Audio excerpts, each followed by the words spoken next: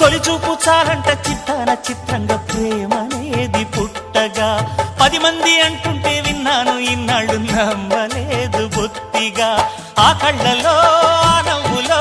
మహిమ ఏమిటో ఆ కాంతిలో ఈనాడే నా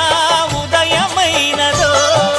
మదిసీమలో ఇన్ని మరుమల్లే గంధాలు మునుపెన్నడు లేని మృదువైన గానాలు మొదటి బలపు కథలు తెలుపు గేయమై తీయగా